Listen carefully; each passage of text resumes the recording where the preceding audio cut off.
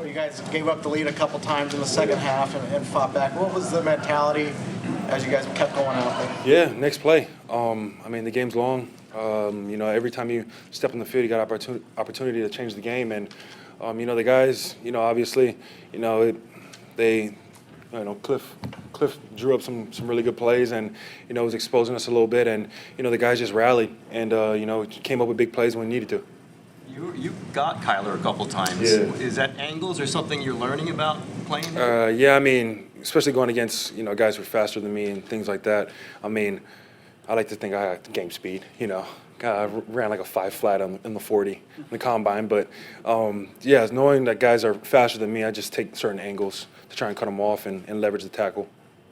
When you sacked Kyler Murray, you did Ronald Blair's sack celebration. What did it mean to you to get that? Yeah, man. I mean, I love Ron. He's a brother to me.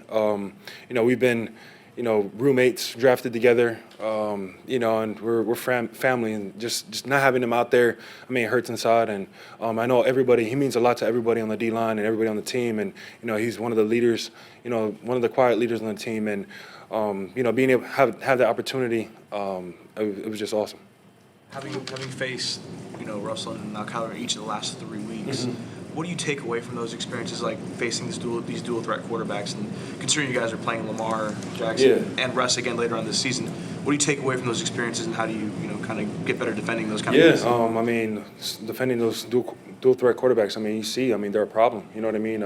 They can they have the ability to extend a play, better than anybody else, and you just got to find ways to try and contain them as much as you can, but not stay away from rushing the win. So we got to him a couple times today, but he was also able to scramble around and extend plays, and I mean, it's just a back and forth battle that you constantly just got to keep going. It seemed like this week you had a shorter memory on the mistakes that may have happened previously. Was there any shift in your mentality? Yeah, I mean, you always learn from your mistakes, and but you can't harp on them.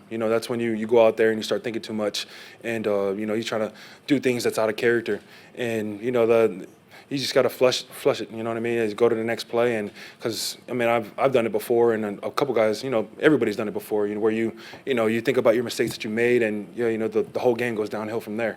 And you just got in this league, you just gotta learn to flush things down and move on. What were you thinking on the last drive of your offense coming down? Were you thinking this might go to overtime here? Were you thinking? I mean, it didn't matter. I mean, if they kicked the field goal and went to overtime, we went to overtime. We got guys that are built for this. The tight games and everything. You've seen us in a bunch of tight games and finding ways to win, and especially coming off that loss last week. I mean, guys wanted to find a way to win today.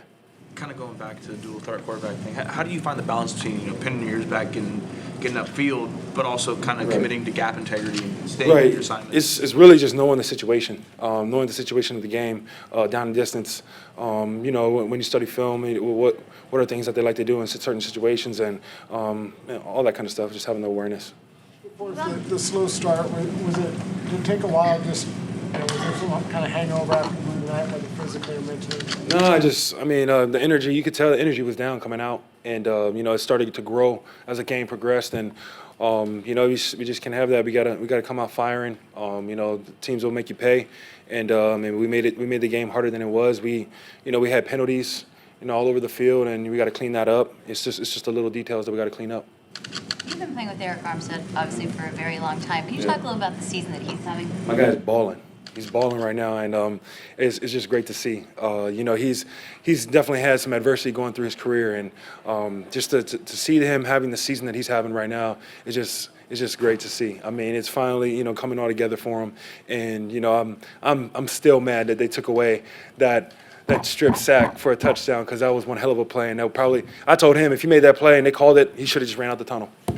I mean, what else do you want him to do, Coach? You know what I mean? So I'm just happy for him. He's been balling, and it just shows the type of man he is, and just taking on the adversity throughout his career, and finally just coming out with wins. That's good.